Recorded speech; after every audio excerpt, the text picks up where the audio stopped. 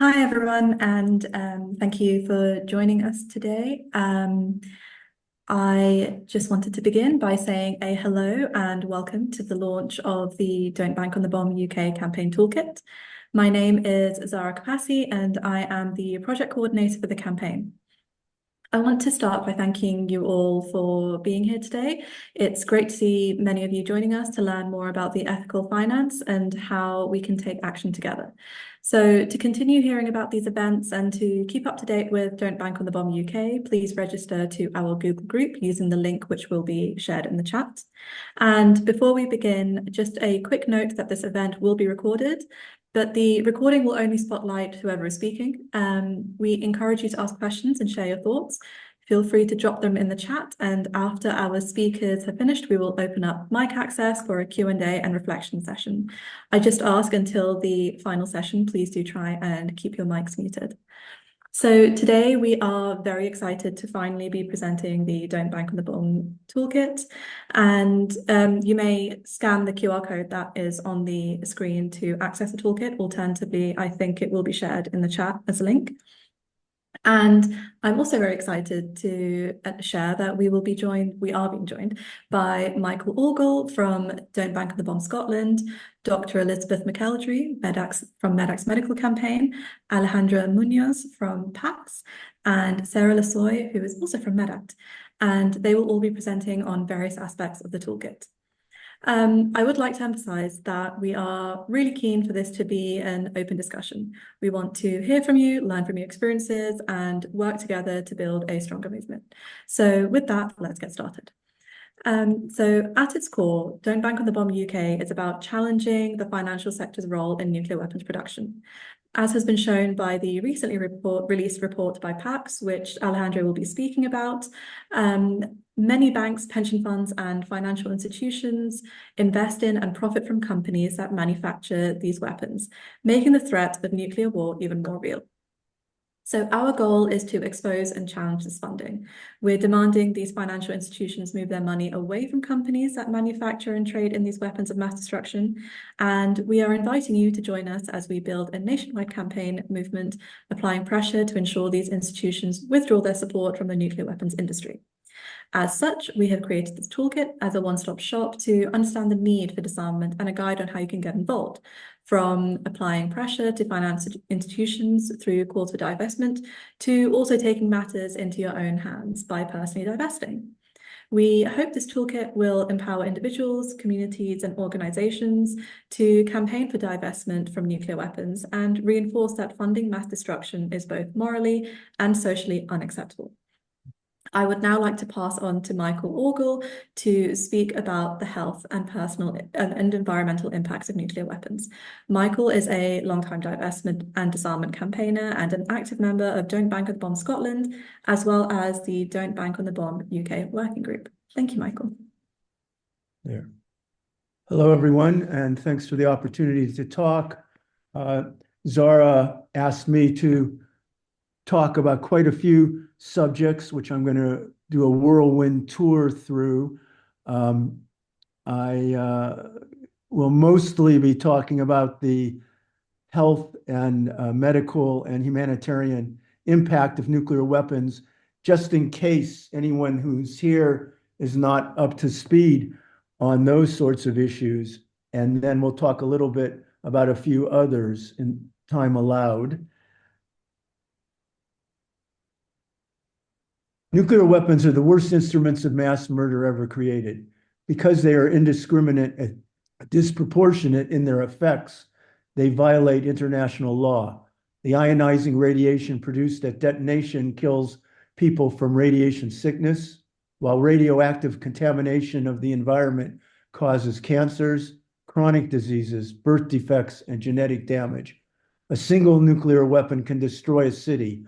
A nuclear war involving the massive arsenals possessed by the US and Russia could destroy virtually all life on Earth in a nuclear winter. Even a small fraction of the nuclear weapons that exist today can damage the global climate and agricultural production so severely that billions would starve.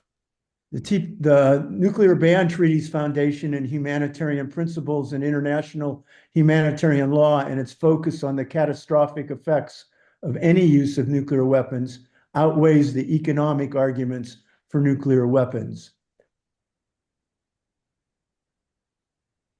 We have had a divestment campaign in Scotland going all the way back to 2016. In recent years, we've focused on something called the Change NatWest campaign. NatWest still won't invest in companies that make landmines or cluster munitions, which is good, but still allows investments in some of the companies that build nuclear weapons. NatWest Group, which includes subsidiary Royal Bank of Scotland, should take the opportunity to exclude all companies involved in weapons that cause mass, indiscriminate, and long-lasting damage. Here's some of the things that we've done with Change NatWest. We've had numerous days of action for leafleting and campaigning outside of branches of the banks. We had a joint letter from 40 peace organizations calling for a change in NatWest's policies. I was lucky to have a op-ed in the Glasgow Herald co-written with Bea Finn when she was executive director of ICANN. And we've done a number of leaflets over the years and have recently updated them again. Now I'm going to talk very quickly about the effect of one bomb on London.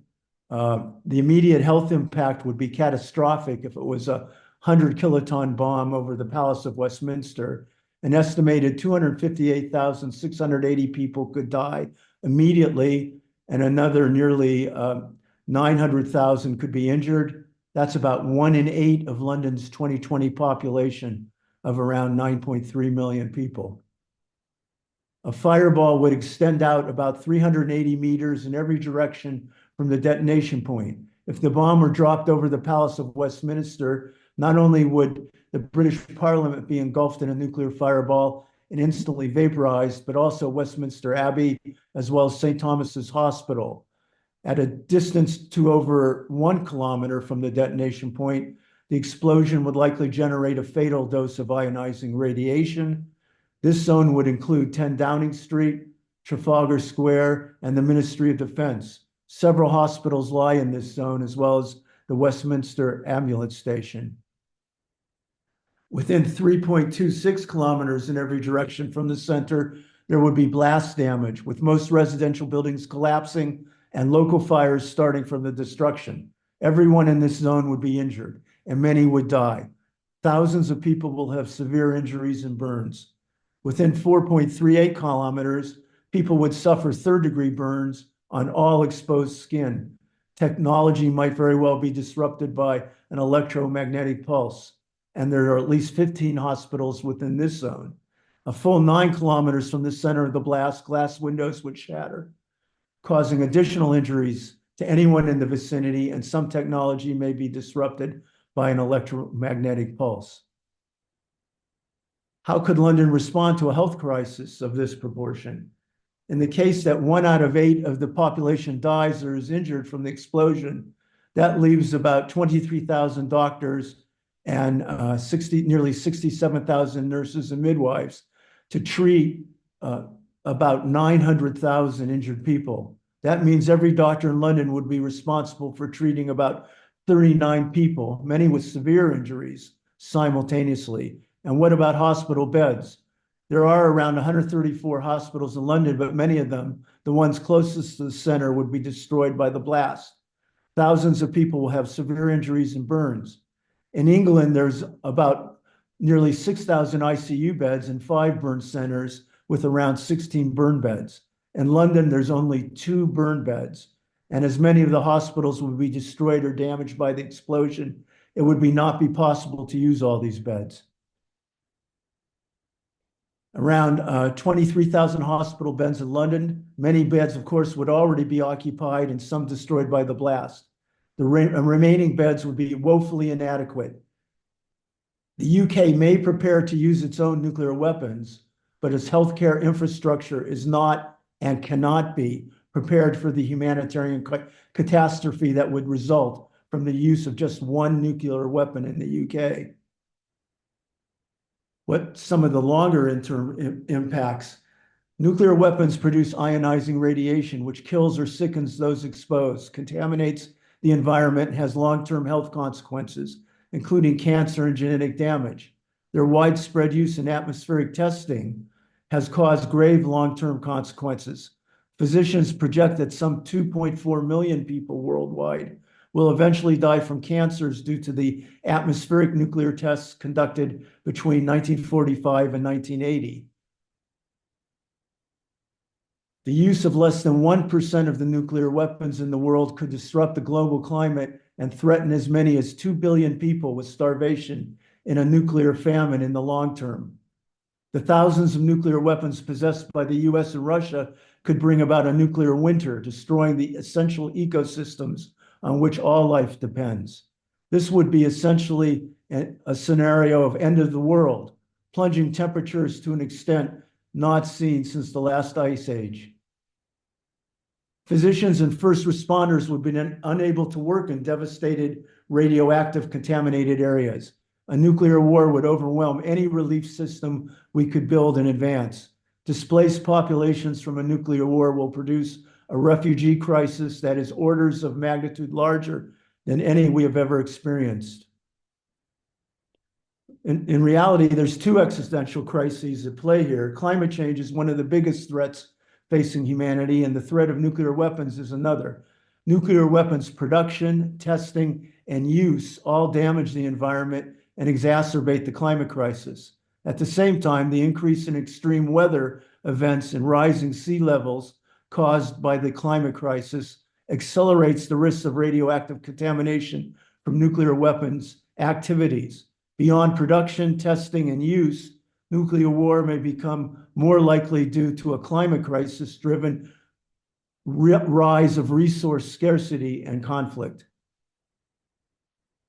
While the current impacts of nuclear testing and production add to the crisis, these do not compare to the climate disaster that would follow even a limited nuclear war, such as between India and Pakistan. The launch of just 100 Hiroshima-sized nuclear weapons, less than 10% of global arsenals, would release 5 billion kilograms of soot into the atmosphere, blocking out the sun, devastating agriculture around the world, and causing millions to starve in the years following the explosions.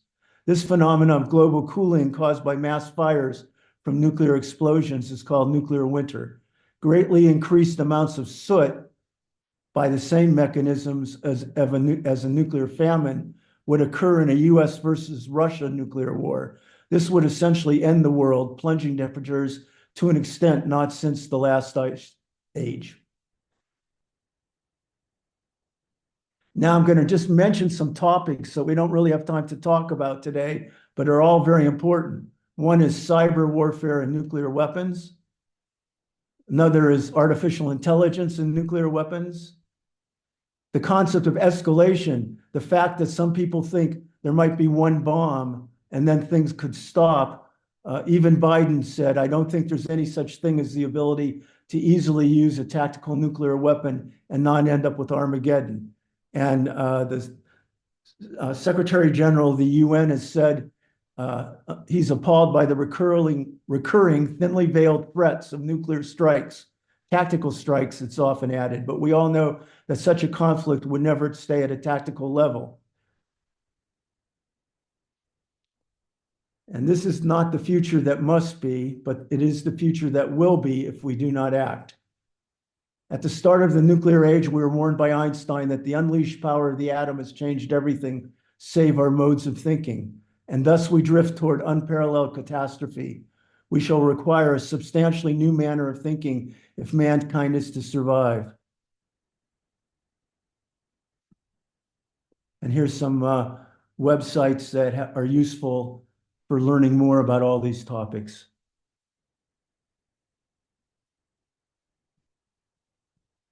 And that is me.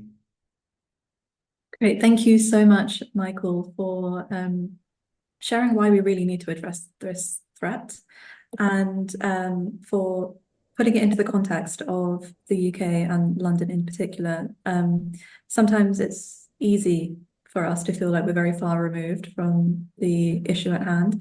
But we're all under threat at all times, so it's one that must be addressed. So thank you. I would now like to invite Dr. Elizabeth McElderry, a member of MEDAC's medical campaign, to share a few words about our generous funder. Thank you. Hello, everyone. I'm glad to say a few words about Dr. Martin Hartog, who you will see in the centre of the picture here to the left of Leslie Morrison, at the launch of MedAct. They're cutting the celebration cake. Martin Hartog, he was and he still is an inspiration, and we're dedicating today's Toolkit launch to him. He died in July 2023, and he left a very generous gift to MedAct, primarily for the work of the Nuclear Weapons Group, and which we've been using towards financing the work on the Toolkit. Martin was born in 1931 in Germany and moved to the UK in quite early childhood. He was a medical student in Oxford and London, and then he specialised in endocrinology, initially at the Hammersmith and then in Bristol, to where he moved in 1969. He became a founding member of Medical Campaign Against Nuclear Weapons in the early 80s.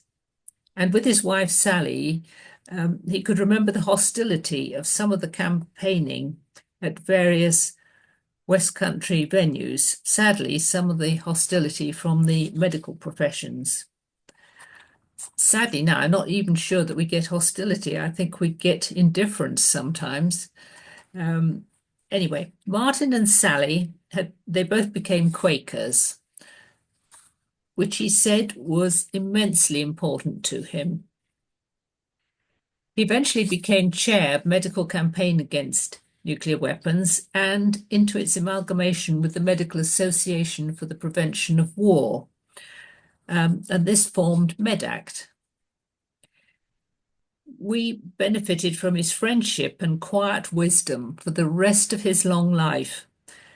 Despite ill health latterly, he continued actively engaged, even writing a letter to the British Medical Journal just 2 days before he died. And he finished all his talks and writings on nuclear weapons with the wish that more young people should join MedAct and be inspired to campaign for a world free of nuclear weapons. A quote that he used was, "We make a living by what we get, but we make a life by what we give." So thank you, Martin. Thank you all. Thank you so much, Dr. McElderry. We are extremely grateful for the generous financial contribution provided by the Martin Hartog Memorial Fund. So thank you so much. I will now hand it over to Alejandra Muñoz. Alejandra is Senior Project Officer at the Dutch Peace Organization, PAX, and that is where she is currently involved in the Don't Bank on the Bomb research and is the lead author of the recently published report, At Great Cost, the Companies Building Nuclear Weapons and Their Financiers, which she will be speaking about today. Yes, thank you very much, Sarah. Let me just also share my screen.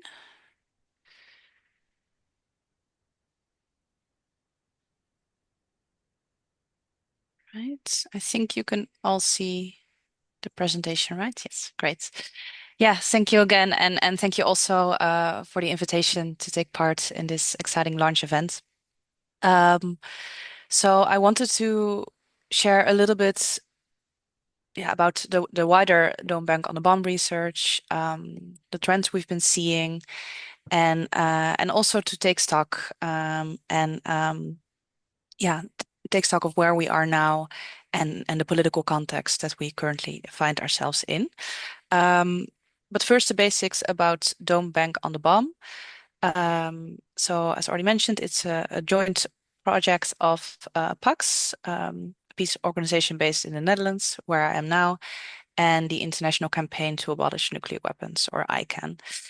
And this project mainly consists of publishing annual reports that expose the banks, the pension funds, the insurance providers, and other financial institutions that finance the companies involved in building nuclear weapons. And here we both look at investments, so investors holding stocks and bonds in these companies. And we also look at banks that provide loans or other financial services to companies involved in nuclear weapons. And we look at financial institutions worldwide. Now, I started to become involved in this work in 2022, but these reports have been published for a bit more than 10 years now, so a long time already. Now, the research basically consists of two main components. So on the one hand, we look at the companies. So we analyze the involvement of companies in the nuclear weapons industry. And we do this by using information that's publicly available. For large parts, this includes the websites of the companies themselves and what they publish on their websites. But we also use information provided by the governments of nuclear armed states, who are the ones contracting these companies to carry out work for their nuclear arsenals. And then we use other sources as well. And in our latest reports, which was published in February this year, we arrived at a selection of 24 companies involved in nuclear weapons. We focus on those heavily involved. So that's one main component, the companies, the nuclear weapons manufacturers. And then, as mentioned, the other main components of the research are the financial institutions, so the banks, the pension funds, the asset managers that invest in these companies or provide loans to them. And here we collaborate with Profundo. It's a financial research consultancy based in the Netherlands, and we collaborate with them to obtain the financial data that we use for our reports. So that's a quick overview of the basics of Don't Bank on the Bomb. And as I just mentioned, we published our latest report in February this year. It's called At Great Cost. And I just wanted to see if I can. Yes. Are you all seeing a different slide? Yeah, okay, great. So I wanted to share some of the key findings of this report, and particularly as they relate to the UK. So in total, we counted 260 financial institutions with significant investments or financing relations with one or more of these 24 companies that we selected. For the UK, we identified 15, and they are listed on this slide. As you can see, the financial institutions, they include both investors as well as banks. Now, looking worldwide, the top 10 investors are almost all based in the United States. But if you look at the top 10 non-US investors, the Children's Investment Fund Management is actually the 5th biggest investor that we identified, owning shares of over $4 billion in the nuclear weapons producing companies. And for the banks, Barclays appears in the top 15, and that is the top 15 including US banks, with over $6 billion provided in loans and other financial services to nuclear weapons producers. Then I also wanted to share the list of companies. So these are the 24 companies that we selected for our research. I just highlighted the ones where we found financial links with institutions based in the United Kingdom. But as you can see, it's with 2 exceptions. It's all of the companies that we identified. Now, most of the companies on this list contribute to the nuclear arsenal of the United States, but there are also some that carry out work for the arsenals of the United Kingdom and France as well as China and India. So in total, 5 out of the 9 nuclear armed states. And yeah, I mean, as you can see, there some of the companies on this list are well-known large defense companies like Lockheed Martin, BAE Systems, Northrop Grumman. There's also companies like Boeing and Airbus that are, of course, also very well known for their commercial aircrafts. But then also companies like Honeywell, which yeah, are involved in quite a wide array of sectors, including healthcare, including commercial buildings, but then also yeah, are responsible for the management of facilities in the US, responsible for the design of nuclear warheads. So yeah, the companies can be involved in quite a diverse array of activities. Then I wanted to share a positive finding. As mentioned, in total, we counted 260 financial institutions worldwide with significant investments or financing relations to, yeah, with one or more of the 24 companies. And we've actually seen a drop in this total number of financial institutions over the last years. Specifically, since the Treaty on the Prohibition of Nuclear Weapons entered into force in 2021, the number of institutions has dropped by 23%. So in 2021, we counted 338 institutions, and now we're at 260. And I also just so that's the graph on the left, the trend we've been seeing worldwide. And then on the right, I also wanted to show the graph for the UK financial institution specifically. And there we're actually seeing the same trend. So in 2021, we counted 27 institutions, and now we've identified 15. So even a bigger drop of almost 45%, I think. And lastly, I just wanted to say a few words about the current debates and calls to invest more in the defense sector, which of course, as we speak, these discussions are intensifying more and more. But already for a longer time, we've been seeing how, on the one hand, arms companies, especially in Europe, have been lobbying quite heavily to be classified as a socially sustainable investment. And we've also seen how defense officials and government ministers have been reiterating this rhetoric, and yeah, the arguments basically being against the backdrop of the war in Ukraine, wars in the Middle East. We have to be able to defend ourselves, and arms companies are crucial to ensure peace and stability. That's basically the argumentation we're hearing. And in doing so, they've also been yeah, putting quite a lot of pressure on investors who have policies in place that seek to stay away from the arms industry. And well, as a Dutch organization, we've been following the debate, yeah, mostly in the Netherlands, where, for example, our former Minister of Defense has said that Dutch pension funds are part of the problem. But as I'm sure, yeah, you know better than I do, in the UK, this has also been an active debate, where yeah, UK ministers I just showing an extract of an opinion piece of UK ministers, yeah, where they heavily criticize divesting from the arms industry, based on sustainability concerns, and saying that it undermines long-term security, it undermines democratic freedom, and it risks starving the industry of capital.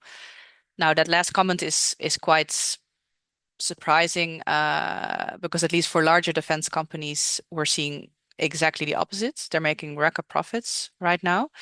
But of course, these comments especially ignore the problematic activities of these companies, which either involve nuclear weapons or involve the exports of other weapon systems to countries that either violently repress their citizens, that systematically violate the laws of war, or even engaged in genocide. So this is a debate that, as I mentioned, is intensifying more and more as we speak. We find it concerning.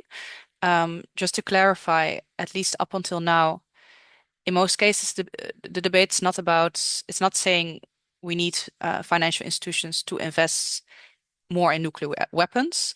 The argument goes more towards strengthening the defense sector as a whole. But since many large defense companies are actually involved in nuclear weapons, of course, the discussions are strongly linked, and in that sense, exclusion policies based on nuclear weapons may be a reason why investors are staying away from these companies. Luckily, what we are seeing thus far is that in spite of this pressure from their own governments, we're not suddenly seeing a big shift in the behavior of investors thus far, where they all suddenly start investing in the arms industry. Many are sticking to their policies. Some do make changes, but then maintain red lines, which often includes companies' involvement in nuclear weapons. So so nuclear weapons still being a no-go. And I think that's also reflected in the Don't Bank on the Bomb findings and in the latest findings that I just showed you, where we're not suddenly seeing a big increase in the total number of financial institutions. We are actually seeing the opposite. We're seeing a downward trend. Now, we cannot know whether that downward trend is in its entirety related to the fact that these companies are involved in nuclear weapons. Financial actors may divest for different reasons and often don't publicly state these reasons. But we have seen many examples of how the entry into force of the Treaty on the Prohibition of Nuclear Weapons encouraged investors to adopt policies that exclude nuclear weapons from their investments. And so, of course, we hope that they will continue to stick to these commitments. So I'll stop here to not go over time, and happy to answer questions in the Q&A if there are any. Thank you.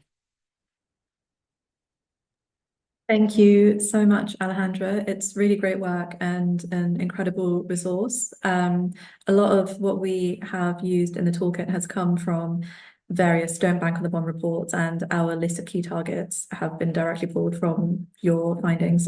So thank you so much. Really, really great work. So sorry, I'm just pulling up my slides. We have heard about the impact of nuclear weapons and the list of institutions we should be targeting. But I think the question still remains as to why does this matter in the UK now, and why divestment? So the United Kingdom's nuclear arsenal has had and continues to have a huge impact on the environment and health. As we heard from Michael, the destruction caused by just a detonation of one nuclear weapon is devastating, and yet the UK carried out 45 nuclear tests. And until today, those nuclear test sites remain hazardous, and many people affected in those areas have suffered from cancer, birth defects, immune disorders, and other radiation-related illnesses. Indigenous communities, such as the people of Maralinga in Australia, were among the worst affected. Many were displaced from their land, while some remained due to being inadequately warned before the tests. This led to severe radiation exposure, radiation sickness, blindness, and other health effects. The tests also left toxic contamination, which is still being found in the region, despite multiple cleanup operations and a $100 million rehabilitation program. And domestically as well, nuclear weapons production and storage sites have also raised significant environmental concerns. This is primarily due to leaks and the improper disposal of nuclear waste, resulting in the contamination of water and soil at sites across the country. But we are also paying for the cost of these weapons socially. So, did you know the UK spent £6.5 billion on its nuclear arsenal between 2022 and 2023. This could pay the salaries of 169,650 nurses. Similarly, just a fraction of the estimated cost of this arsenal between 2022 and 2033 would enable the NHS to honour its commitment to its £30 billion hospital rebuilding project.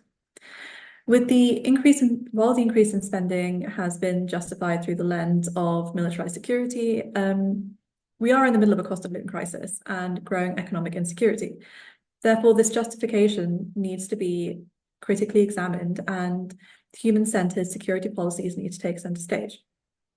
And this leads us on to why divestment.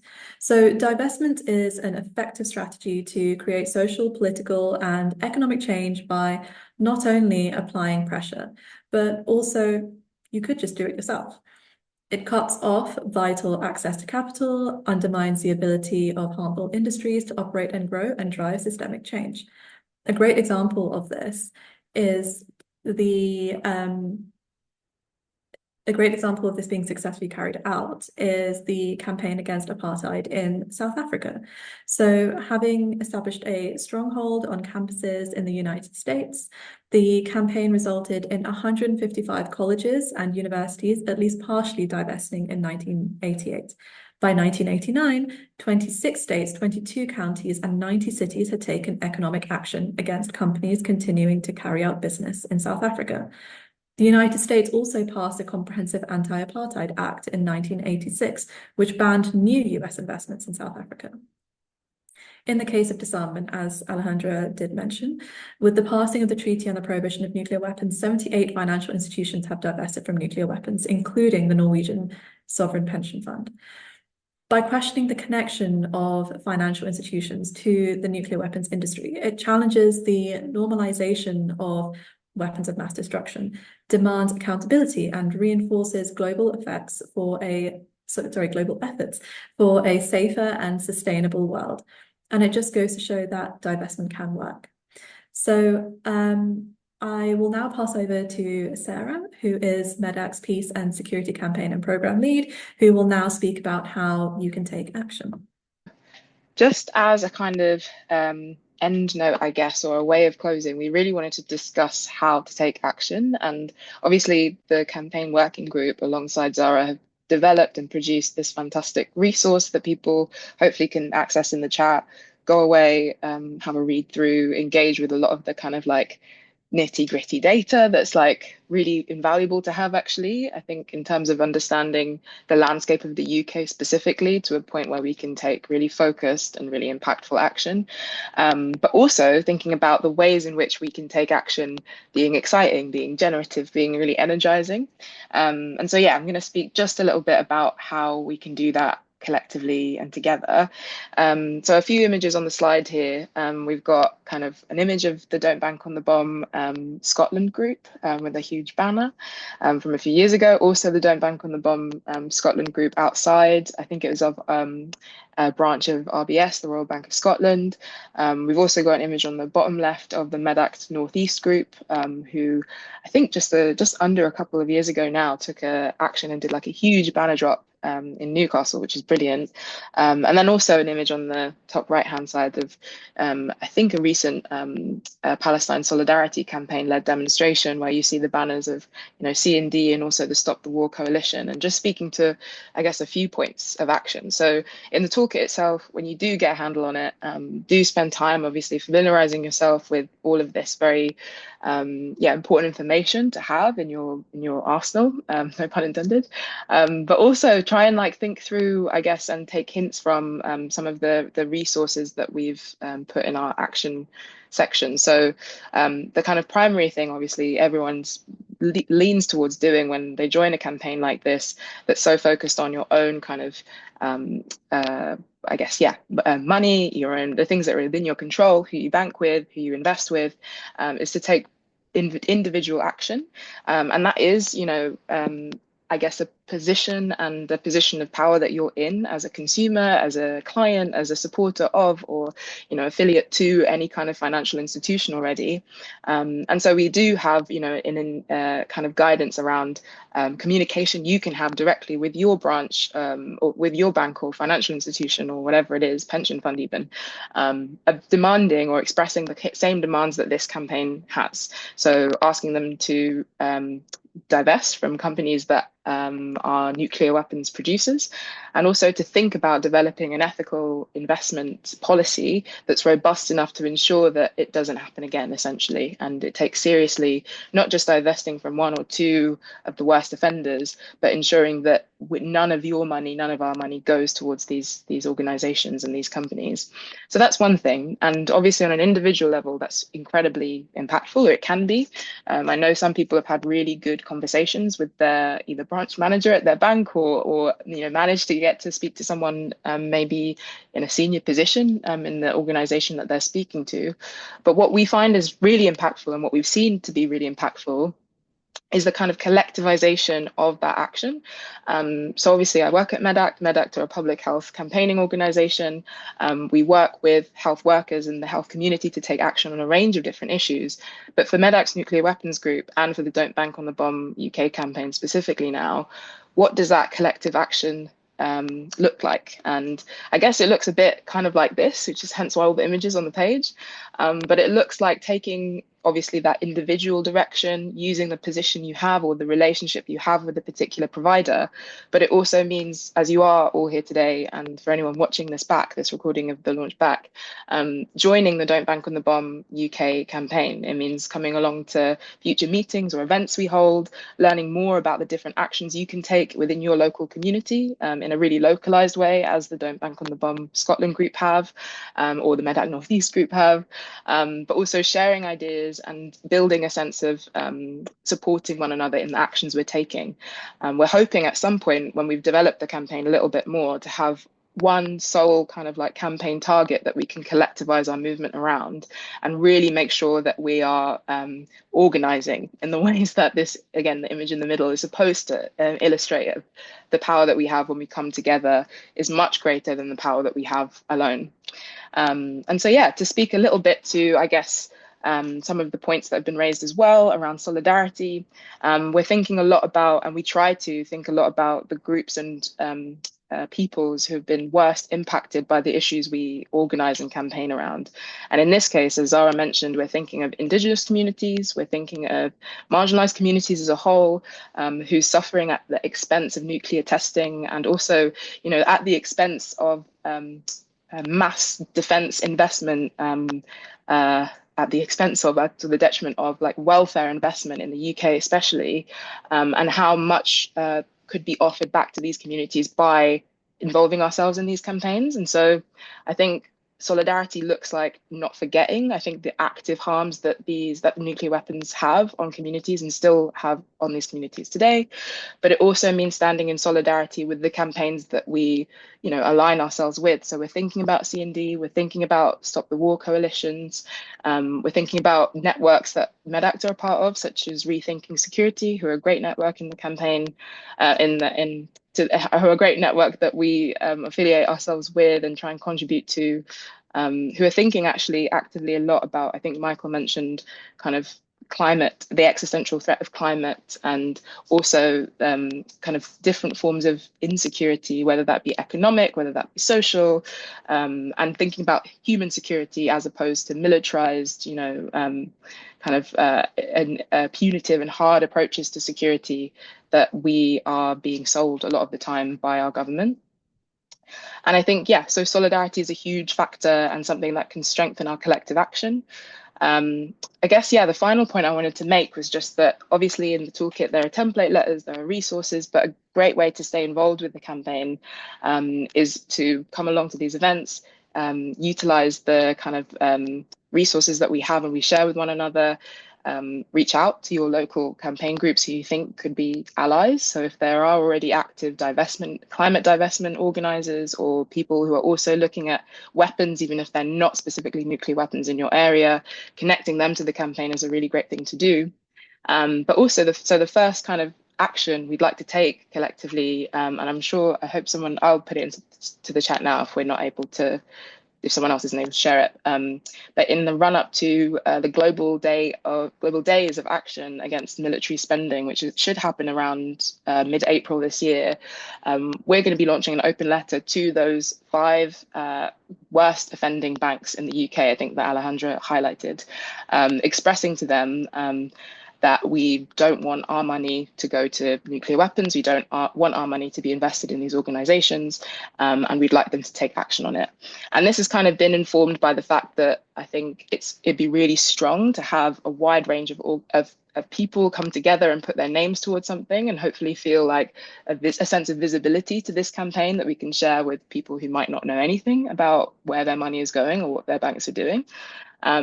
But also to kind of counter another kind of topical conversation in the UK that's happening at the moment, where we're seeing MPs kind of make that argument, I think that Alejandra spoke to, around, including nuclear weapons, or including weapons, I should say, as weapons producing companies, I should say, as ethical investments for banks. And we saw, I think, just at the start of this month, a select number of MPs writing directly to banks and fund managers, expressing to them that they would like them to include weapons and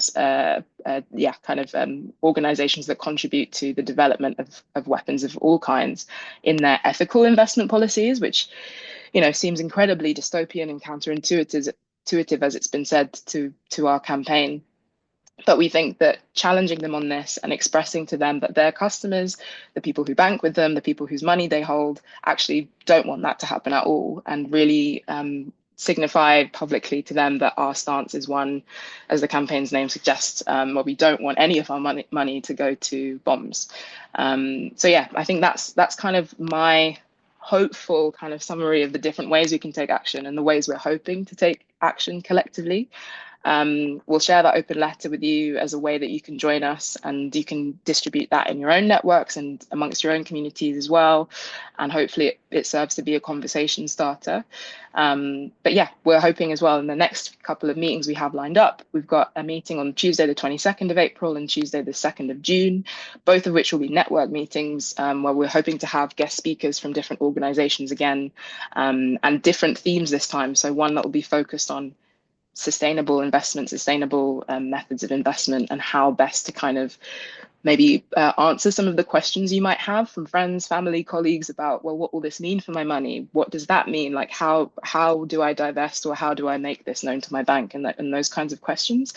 But also a final network meeting where we're hoping to invite some of those allies that we stand in solidarity with, who are already doing a lot of divestment campaigning work that we can learn from. So the Palestine Solidarity Campaign's Boycott Barclays campaign is something that we can definitely connect with, as Barclays are obviously one of the worst offenders in terms of its nuclear weapons investments.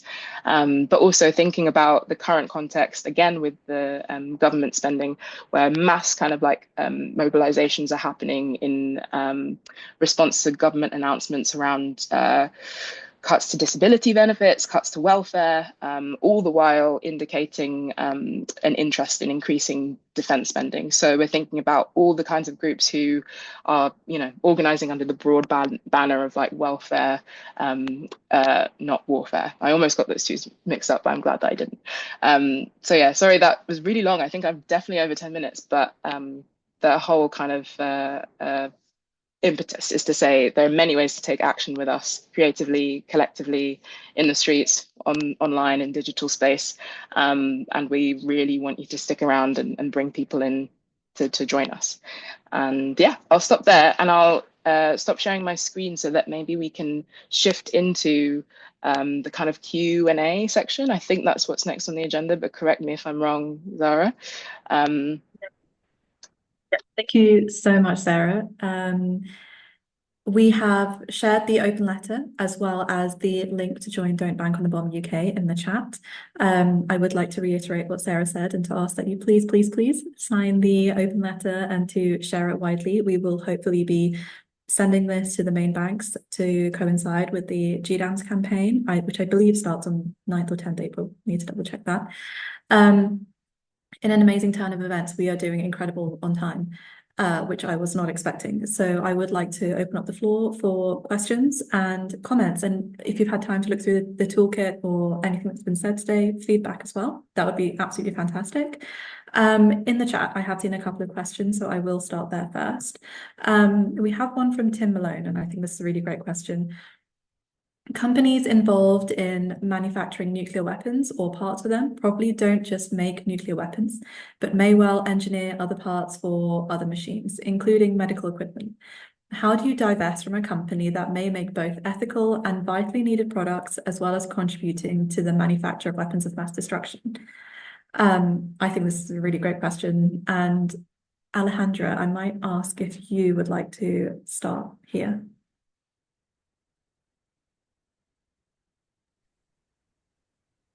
Yeah, sure. And it's yeah, it's a really good question indeed.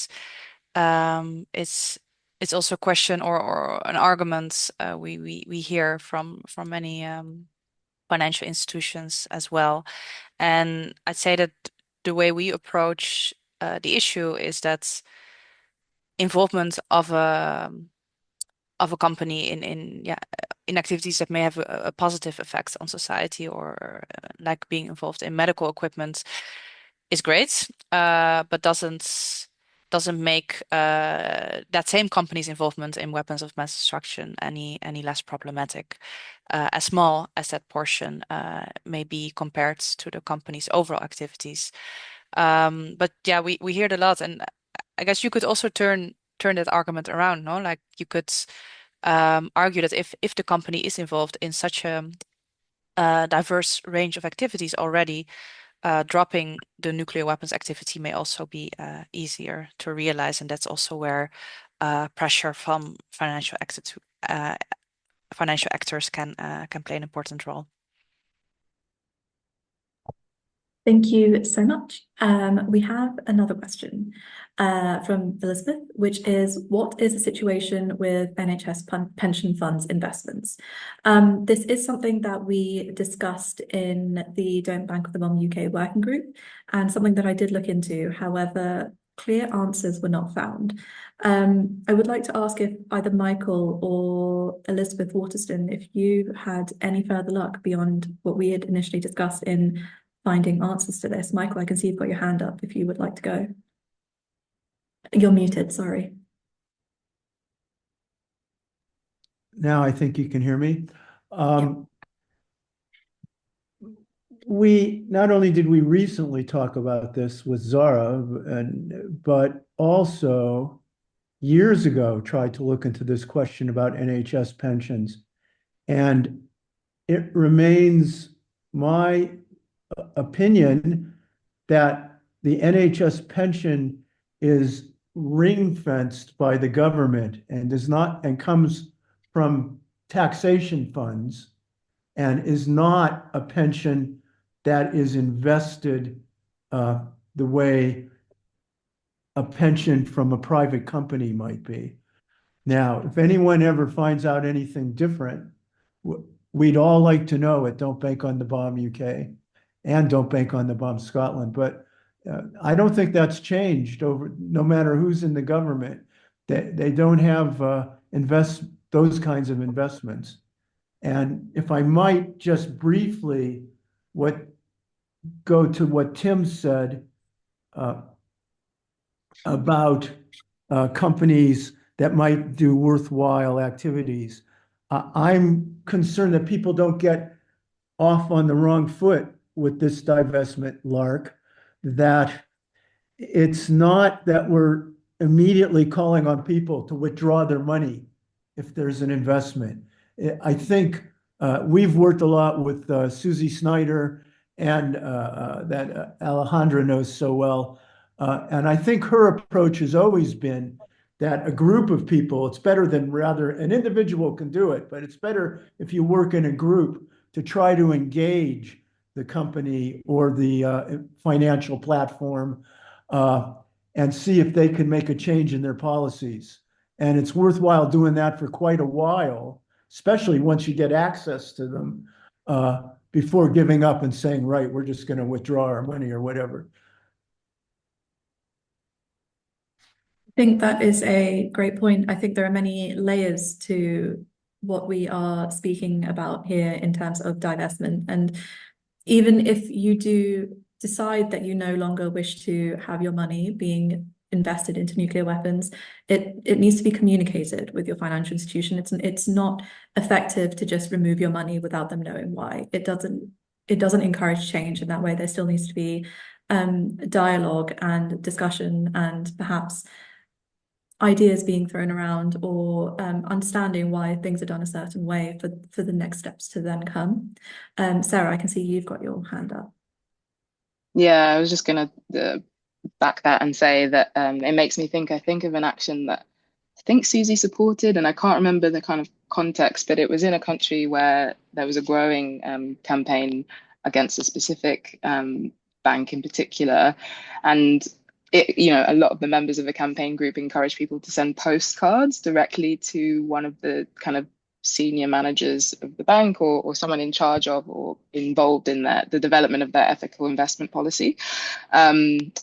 And even just the act of it changes something, right? So it's not just that, okay, we want to change the opinion of this one person, but rather we want to bring people together. We want to get them to feel involved and committed to a campaign.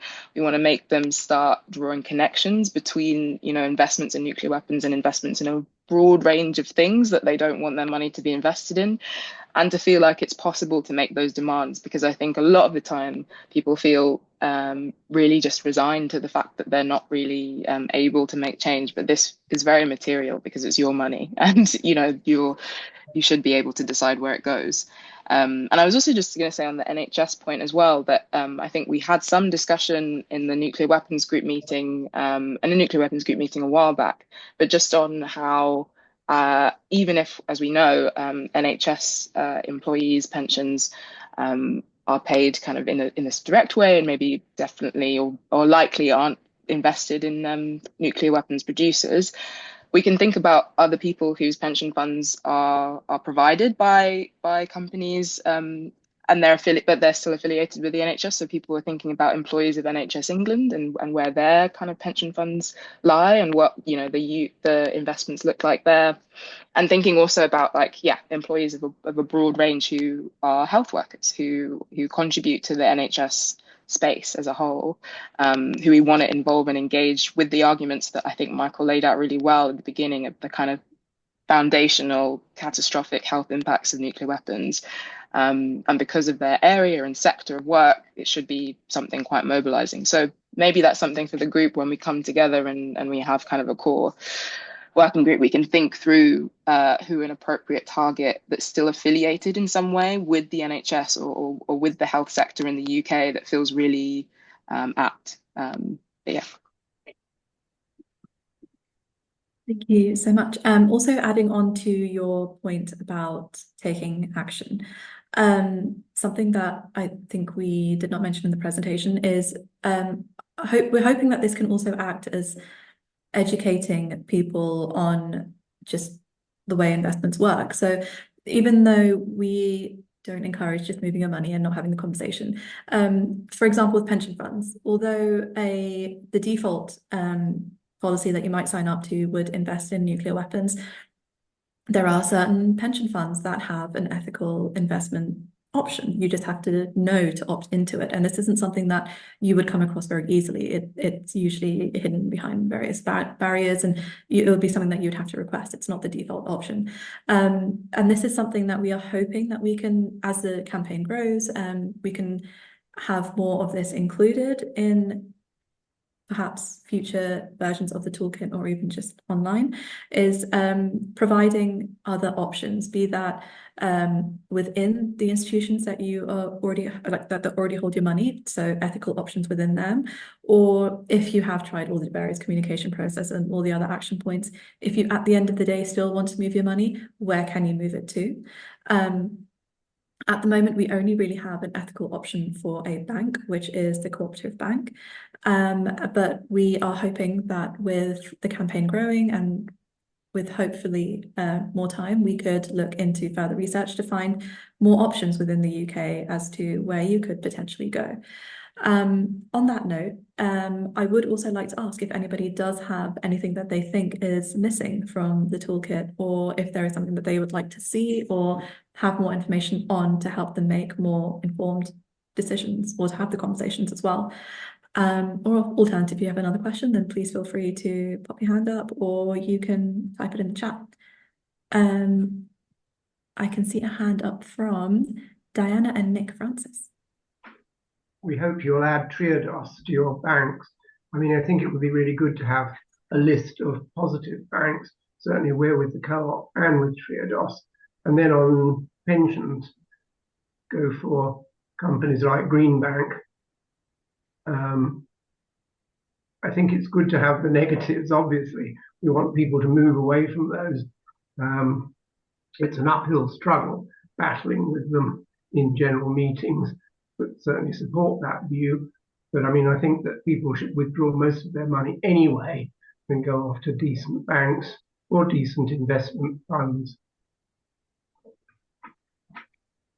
Thank you so much for those suggestions. I had forgotten about Triodos. I did not know about Greenbank, so I appreciate the information there. Thank you so much. I've seen in the chat from Elizabeth mentions that we also have the problem of NHS patient data being handed over to Palantir who are involved in military activities. If anybody would like to jump in and comment on that, perhaps Sarah. Yeah, no, it's a really good point. And to say that, again, just thinking of in terms of solidarity and like cross-movement connections, there's actually an active campaign to end the NHS contract with Palantir that's being led by a group of health workers, or has been coordinated by a group of health workers under the banner of Health Workers for a Free Palestine, who MedAct have been trying to extend our support to for a long time now. But there's a really positive resource if anyone is curious about the nature of that contract or the nature of Palantir's work, its impacts and the movement from the health sector broadly in the UK to resist it. That's up on the MedAct website, so you can probably just Google MedAct Palantir and it should come up. But yeah, I think making those connections is really important, and I think as we have conversations around, what the responsibility of the health sector is to think about any and all of our contributions to the global military industrial complex, I think these are the kinds of connections that will emerge and become more apparent to people. So potentially also there's a lot of people from that movement space who'd be really receptive to the kinds of actions we develop and we share with them because of those connections. So I'll put hopefully in the chat, if someone hasn't already, James has already linked to it. Thank you, James. The resource if anyone wants to have a look. But yeah, thank you. Yeah. I can see a hand up from Elizabeth, please, if you'd like to jump on. Well, yes, it was just about the banks. There are some of the building societies which are they're actually involved very much with the whole building sector, but are not investing in armaments and things, as far as I know. Also, that the Co-op Bank, which we've always quoted, and lots of us have got involvement with, are being taken over by Coventry Building Society. They're amalgamating.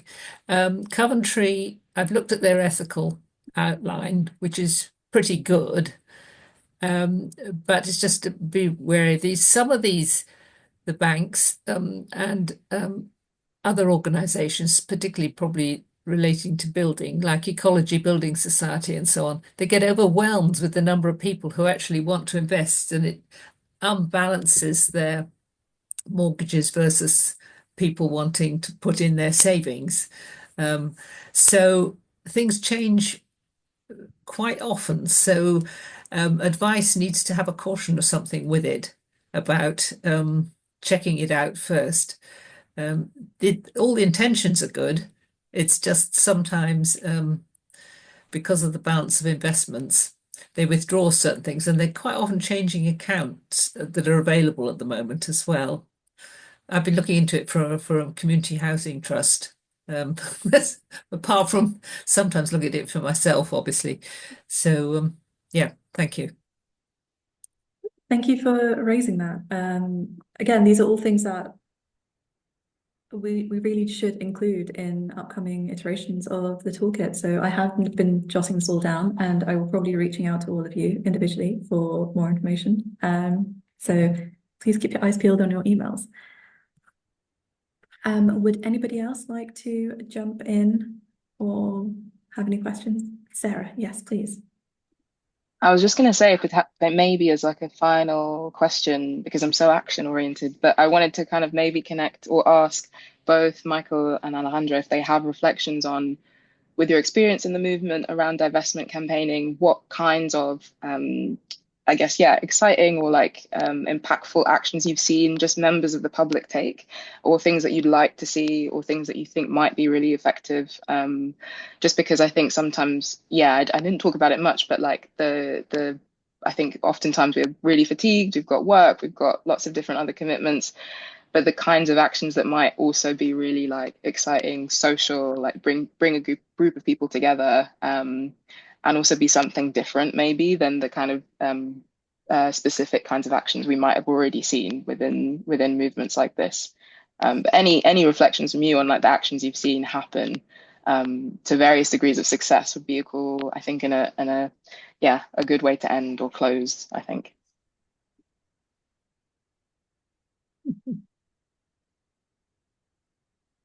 I see a hand up from Diana. You are muted. Sorry, I was just going to say that we're involved in XR as well, and XR has demos outside specific banks or other companies need to be pointed at. And we have also dirty scrubbers who go and scrub because they're so dirty. But I mean, you can make quite a joke out of it and make them annoyed with you. Whether that's helpful, I don't know, but it may grab attention.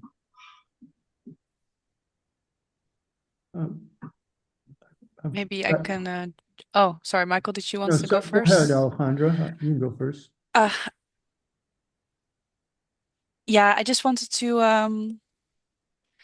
I mean, I think Sarah, you already mentioned. Yeah, a lot of good suggestions. There's also lots of groups taking action during shareholder meetings as well, and especially I think also what's key, what you already mentioned, the connecting to other groups.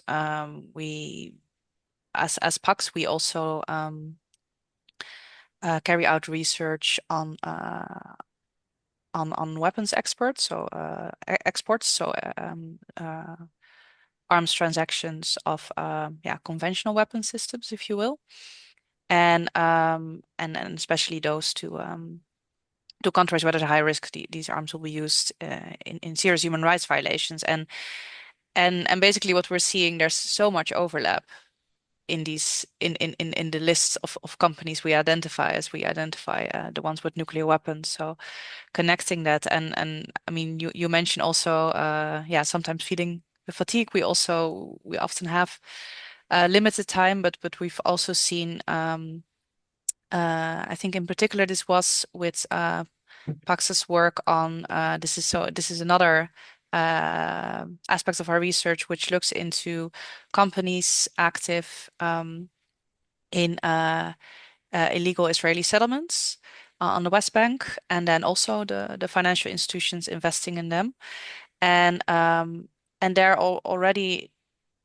simply making some noise across social media channels resulted in a lot of people directly tagging the banks and pension funds involved, and that already created also some noise within those institutions. So yeah, even something simple, if you have limited time or resources, can also work.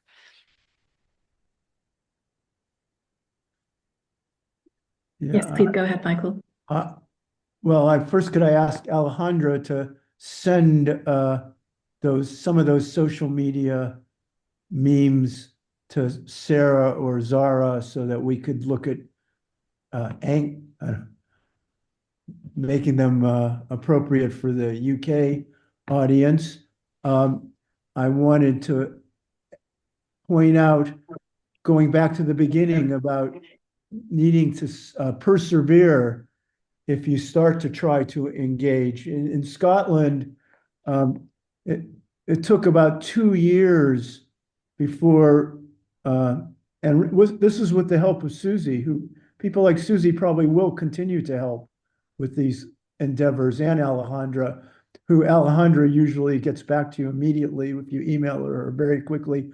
But it took a few years to develop a working relationship with the head of NatWest Bank.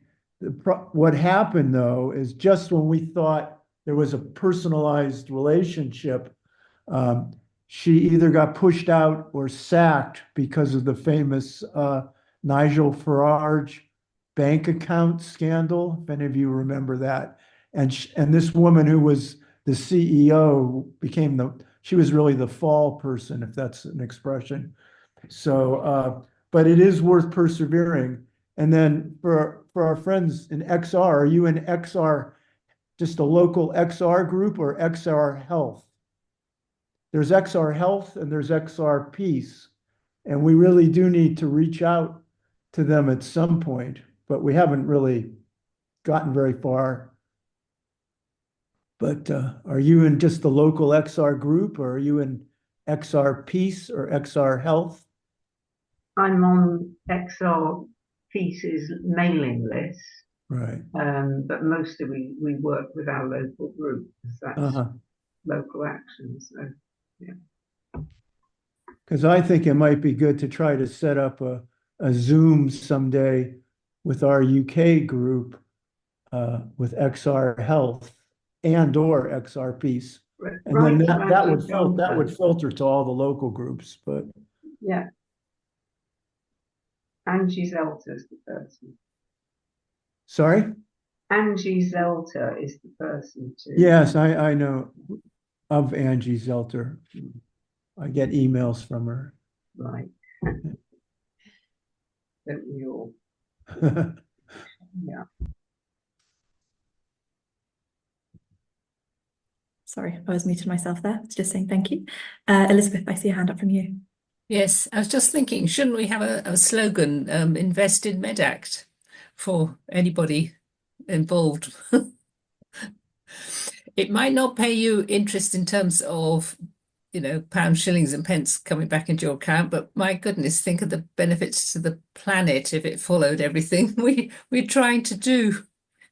So yeah, invest in MedAct. That would be fantastic. James liked that one. Sorry, I was just seeing that we have a comment from Dave about the NHS pension. Sorry, Dave, I'm not entirely clear. Sorry, I was correcting something I said earlier on. Michael was right that the NHS scheme, the big national NHS scheme, like all public sector pension schemes, is paid from current receipts from general taxation. But the local government schemes, they are invested. So one can do a job on getting their investment sorted out. I was just correcting what I said before, that's all.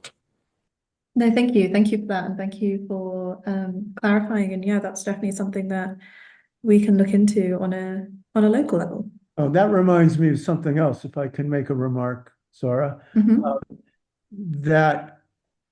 So Edinburgh, the local government pension scheme is Baillie Gifford.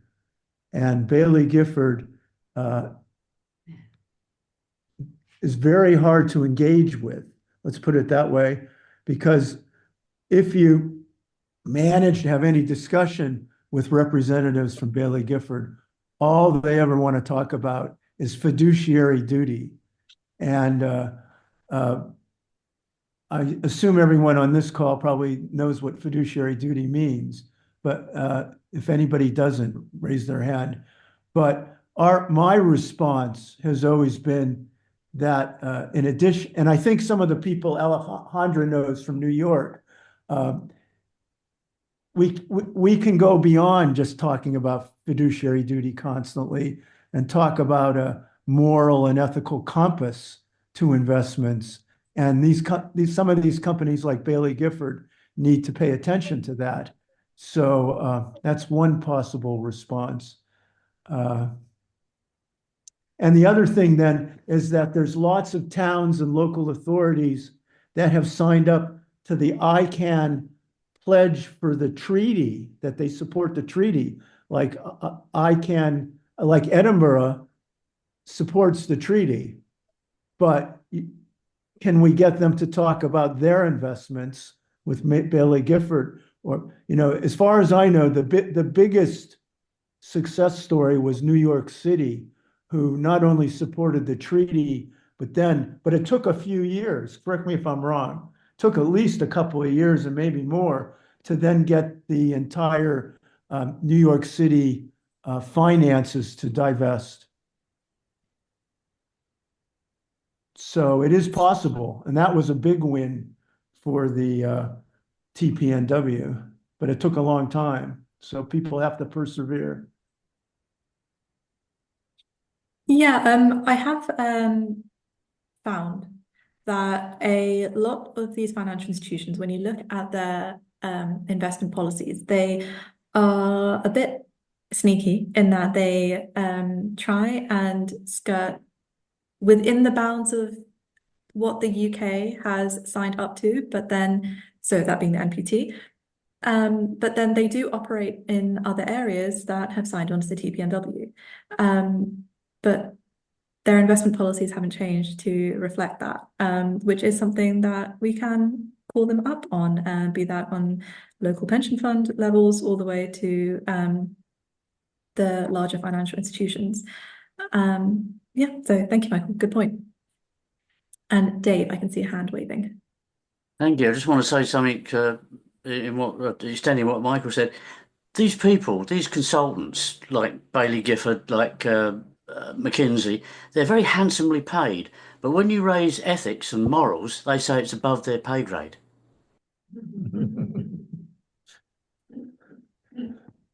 Loopholes. That's a shame. Thank you so much. Does anybody else have anything that they would like to add before I hand back over to Sarah?